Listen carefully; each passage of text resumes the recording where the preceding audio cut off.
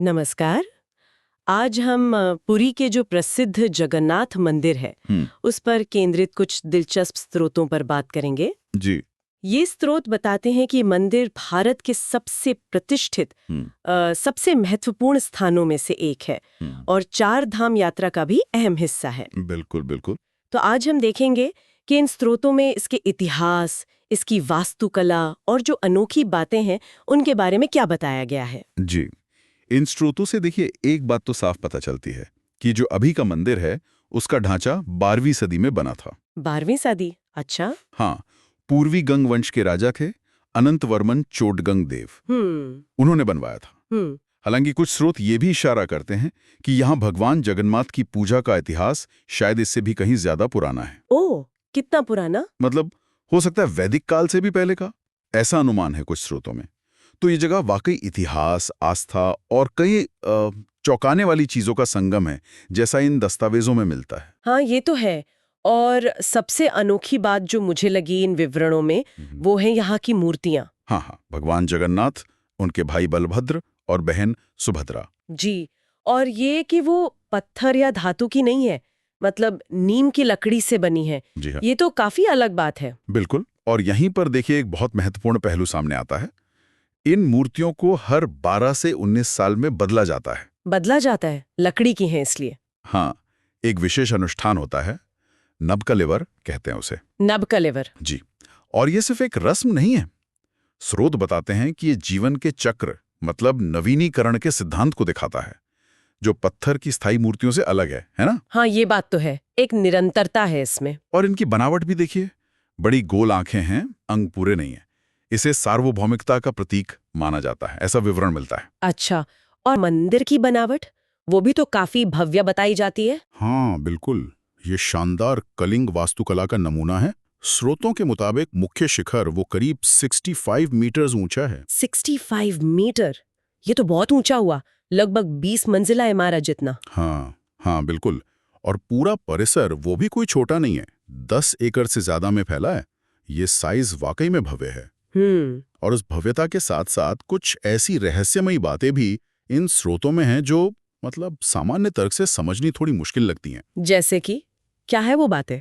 जैसे एक बात ये बताई जाती है कि मंदिर के शिखर पर जो झंडा लगा है वो हमेशा हवा की उल्टी दिशा में लहराता है। सच में? ऐसा कैसे हो सकता है? हाँ, यही तो रहस्य है। और फिर वो रसोई वाली बात। हाँ, मैंने भी पढ़ा। दुनिया की सबसे बड़ी रसोई कहते हैं उसे। जी। और वहां प्रसाद पकता है मिट्टी के बर्तनों में। 7 बर्तन एक के ऊपर एक रखे जाते हैं। हाँ। लेकिन कमाल यह है कि सबसे ऊपर वाले बर्तन का खाना पहले पक जाता है। ये तो बिल्कुल ही मतलब विज्ञान के नियमों से परे लगता है। जी, ये वर्णन इसे थोड़ा सामान्य भौतिकी से अलग दिखाते हैं। ये तो वाकई हैरान करने वाला है। अच्छा, और फिर वो विश्व प्रसिद्ध रथ यात्रा, उसके बारे में क्या जानकारी मिलती है? हाँ, रथ यात्रा हर साल होती है आषाढ़ महीने में। जी, जब भगवान अपने भाई बहन के साथ रथों पर निकलते हैं गुंडीचा मंदिर के लिए। बिल्कुल। और इन स्रोतों में उसका जो वर्णन है वो उसका स्केल, उसका पैमाना दिखाता है। जानकारी ये है कि भगवान जगन्नाथ का जो रथ है, नंदी घोष, वो करीब 45 फीट ऊंचा होता है। 45 फीट? हाँ। और बलभद्र का तालध्वज 44 फीट, सुभद्रा का दर्पदलन 43 फीट, मतलब विशाल रथ। और लाखों लोग आते हैं इसमें। लाखों श्रद्धालु वो इन विशाल रथों को खींचते हैं। तो ये सिर्फ एक धार्मिक जुलूस नहीं रह जाता, बल्कि आस्था और समुदाय की एक जबरदस्त मतलब सामूहिक अभिव्यक्ति बन जाता है। ऐसा इन दस्तावेजों से पता चलता है। एक और जरूरी बात जो इन स्रोतों में मैंने देखी वो मंदिर में प्रवेश को लेकर है। हाँ, प्रवेश के नियम। यहाँ साफ लिखा है कि परिसर में केवल भारतीय मूल के हिंदुओं को ही जाने की अनुमति है। जी, ये नियम स्पष्ट रूप से बताया गया है। और जो गैर हिंदू श्रद्धालु हैं उनके लिए रघुनंदन लाइब्रेरी की छत से दर्शन की व्यवस्था है, ऐसा जिक्र है। अच्छा। हाँ, और इसी से जुड़ी एक और बात, वहां मिलने वाला महाप्रसाद। हाँ, महाप्रसाद का तो बहुत महत्व बताया गया है। बिल्कुल। इन विवरणों के अनुसार ये वही भोजन है जो पहले भगवान को चढ़ाया जाता है और इसे उसी विशाल रसोई में पारंपरिक तरीके से मिट्टी के बर्तनों में पकाया जाता है। भक्त इसे बेहद पवित्र मानते हैं। तो इन सभी स्रोतों को देखने के बाद हमने पुरी के जगन्नाथ मंदिर के कई पहलू समझे। जी। इसकी प्राचीनता, वो लकड़ी की अनोखी मूर्तियां और उनका नवीनीकरण वाला अनुष्ठान, भव्य वास्तुकला, कुछ हैरान करने वाले रहस्य और वो विश्व प्रसिद्ध रथ यात्रा। बिल्कुल।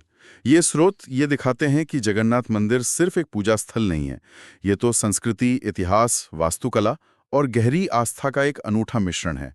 जिज्ञासा जगाता है, कहानियों से भरा हुआ है। हाँ, और अंत में एक सवाल शायद सोचने के लिए छोड़ जाते हैं, जो इन स्रोतों को पढ़ने के बाद मेरे मन में भी आया। जी। ये जो बिना हाथ पैर वाली लकड़ी की मूर्तियां हैं, जिनकी बनावट को इतना समावेशी और सार्वभौमिक बताया गया है, क्या वे आस्था के किसी ऐसे गहरे अमूर्त रूप की तरफ इशारा करती हैं जिसे शायद शब्दों में कहना मुश्किल है?